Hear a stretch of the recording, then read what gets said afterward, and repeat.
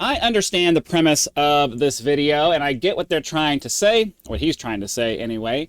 And to some extent, I do agree. As somebody who is getting into my later years, I do tend to wax nostalgic about a lot of things from my past, especially because I fall into that weird time where I was born between the period in history where we switched from being an analog to a digital society. So there's been a lot of talk about how, there's this micro generation of people who grew up during the time when we didn't have computers and stuff like that, or at least spent a significant portion of our childhood during that period and finished our formative years basically glued to devices of some kind. I personally grew up, I was born in '83, and I grew up playing outside, playing in ditches, running around through the woods. There was a big, in one of the houses I lived in, there was a forested area with a creek, with a bunch of creeks and stuff nearby, and we would go and run and play and do all that stuff.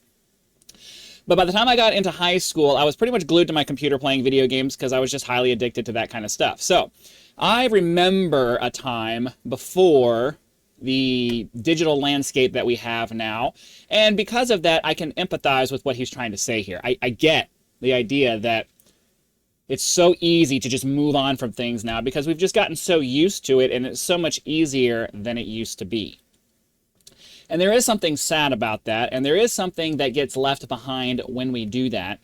And it is something that, yes, you should stop and take a moment to consider and kind of file away in the proper location in your soul. Okay? Because there is a cost to moving on from things, and we don't generally tend to consider that. However, the part that was left out of this video, which is why I'm making my video, which is what I do. I take what other people say, and when I feel like it's an incomplete thought or it's missing something or they're missing a point, I want to make the point so that it's put out there and hopefully somebody gets something out of it. One of the things that we tend to miss when we really focus on the negative aspects of how things change is that change is what has brought us to where we are today. And change is always scary. Change is always something where we approach it and we're wondering, oh man, what's going to happen now? It looks like it's going to be so bad. I mean, the biggest example I can do of this that directly correlates to what he's talking about with the web being what it is and it's dying out and all these ghost towns and stuff is, the nuclear arms race. The Cold War was all about this fear that we were going to blow ourselves up with all of these nuclear weapons that we have. And yeah, technically, sure, we could still do it. But I think, I choose to believe that we've reached the point where we're just not going to do that anymore because we've learned the mistakes of just diving headlong into certain things. And we don't do that. Sort of. Obviously, this AI thing that we're doing and the changes that we're making to the internet feels like it did back during the Cold War, where it's like it's this inevitable thing that's just going to turn against us and, oh my God, we're all going to die because we're stupid and we're continuing to pursue this thing. But history has shown us that, yeah, we do tend to recklessly barge into new territory, but that's how progress is made. Most of us who live normal lives and just want to have normal jobs and do normal things forget that in this incredibly rare, safe world that we live in, comparatively to the rest of history, we forget that risk is where progress happens. You never make progress unless you take a chance on something new. You never make progress unless you're willing to lose. If all you do is the same thing every day, you're going to stay in the same place for your entire life, for your entire existence. And if you don't try to do something new, if you want something new, but you're not willing to take risks, if you're not willing to jump in and do something different from what you've been doing, then you're going to be stuck in the life that you have and you're going to be miserable because of it. Now, we as normal people tend to look at the insane people that these people that we think are insane for doing these things that seem like it's just going to lead to inevitable ruin. And we judge them harshly because it seems like they're just taking unreasonable risks to get whatever it is that they're trying to get.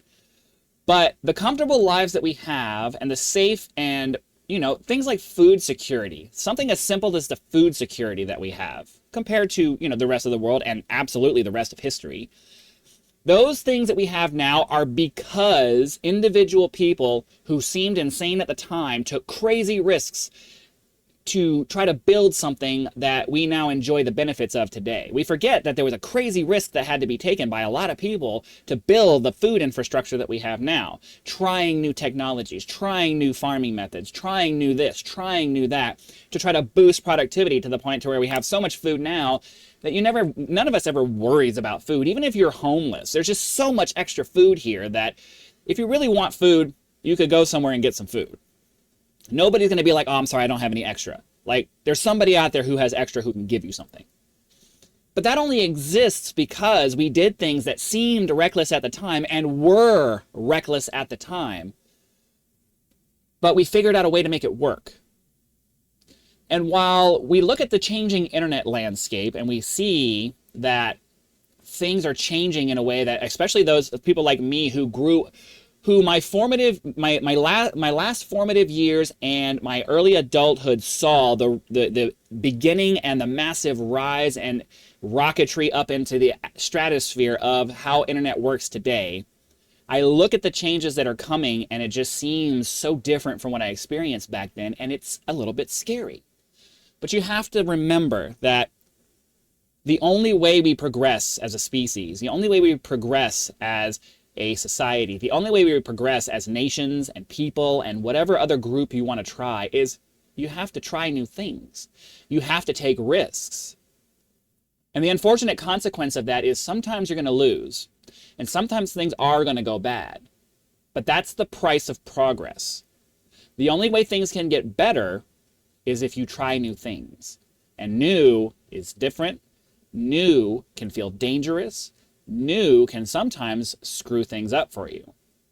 But when it works, you get a massive leap in your quality of life. You get a massive leap in the direction that you're going, and things get exponentially better because you tried something new and it actually worked.